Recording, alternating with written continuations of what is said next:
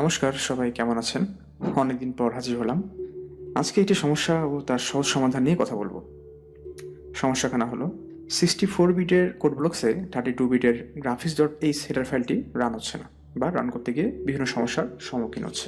তো এই সমস্যার সমাধান ইউটিউবে অনেক ভিডিও দেওয়া রয়েছে। সেভাবে কাজ করতে গিয়ে অনেকেই বিভিন্ন সমস্যার সম্মুখীন হচ্ছে। তাই আমি ঠিক করলাম যে একটা সহজ ভিডিওর মাধ্যমে সবাইকে দেখিয়ে দিই যে কীভাবে কাজ করলে আপনি যে কোনো গ্রাফিক্স রিলেটেড কোড রান করতে পারবেন। তো আসুন বেশি কথা না বলে ভিডিওটা শুরু করা যাক। তো কাজটি করার আগে আমাদের পিসিতে যদি কোনো কোডব্লকস ইনস্টল করা থাকে তো সেটাকে অবশ্যই আনইনস্টল করতে হবে। এরপর আমার ডিসক্রিপশন বক্সে দেওয়া লিঙ্ক থেকে কোডব্লকসটি ডাউনলোড করে নিতে হবে। তো যেহেতু আমার কোডব্লকসটি ডাউনলোড করা আছে তো আমি ডাউনলোড করতেছি না। এই দেখুন, এখানে আমার codeblocks.7z নামে একটা ফাইল রয়েছে।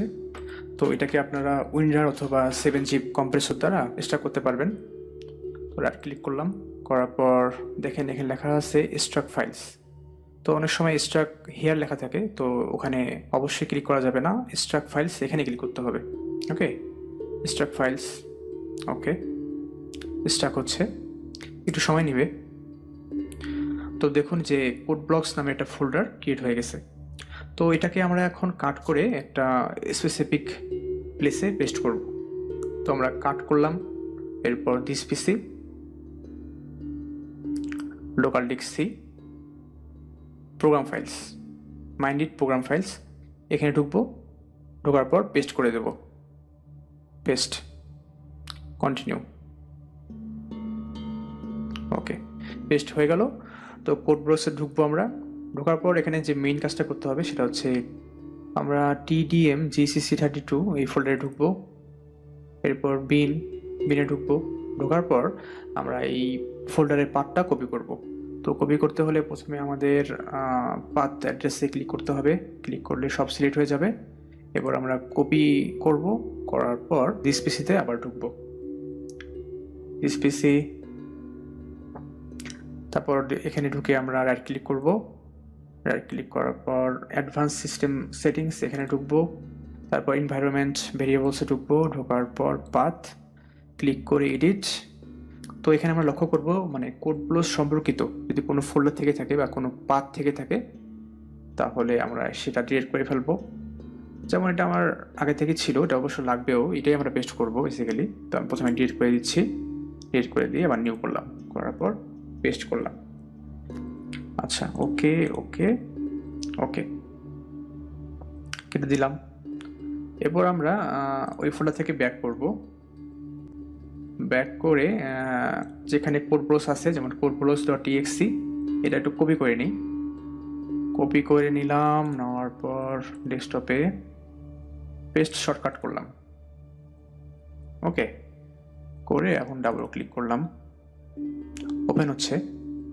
তো ওপেন হওয়ার আগে একটা পপআপ চলে আসবে। তো এখানে ওরা জিনু জিসি কম্পাইলার ডিটেক্ট করতে বলবে। ওকে, আপনারা খেয়াল করবেন যে আমরা TDM GCC32 বিট ফোল্ডারে ঢুকে আবার বিন ফোল্ডারে ঢুকে সেই পার্টটি কপি করে এনভায়রনমেন্ট ভেরিয়েবলে পেস্ট করেছিলাম, যার ফলে কিন্তু এই জিনু জিসি কম্পাইলারটা ওরা ডিলিট করতে পেরেছে। যদি না করতাম তাহলে কখন এটা ডিলিট করতে পারতো না। তো এটা সেট অ্যাজ ডিফল্ট করে দিলাম, তারপর ওকে।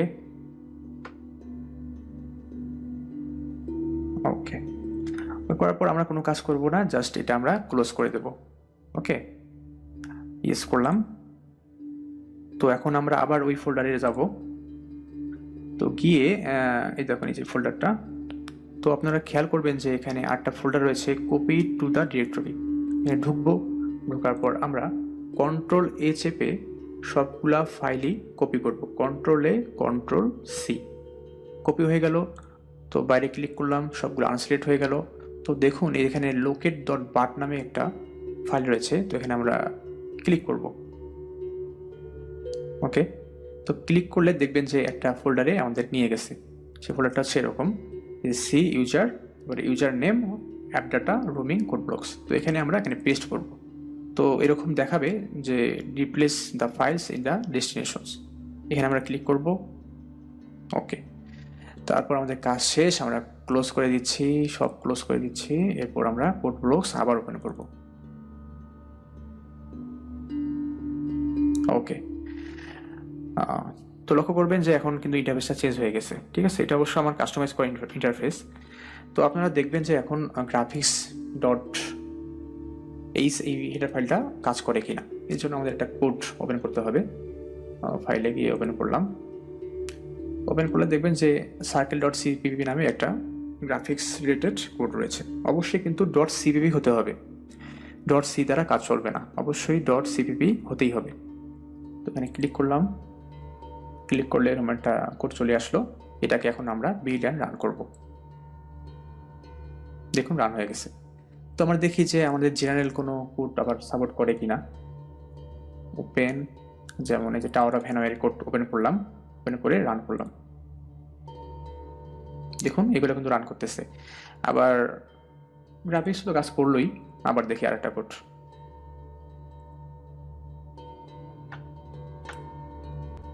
ক্লিক, ওকে, ইনপুট দিচ্ছি কিছু, যে খেয়াল করুন লাইন ড্রয়িং কিন্তু হচ্ছে। তো বুঝতে পারলেন মানে কত সহজেই আমার কাজটা করে ফেললাম কোনো রকম প্যারা ছাড়াই। তো আশা রাখি ভিডিওটা আপনাদের ভালো লেগেছে। যদি এরকম ভিডিও আরও পেতে চান তাহলে অবশ্যই আমার চ্যানেলটিকে সাবস্ক্রাইব করুন এবং লাইক শেয়ার করে পাশে থাকুন। ধন্যবাদ।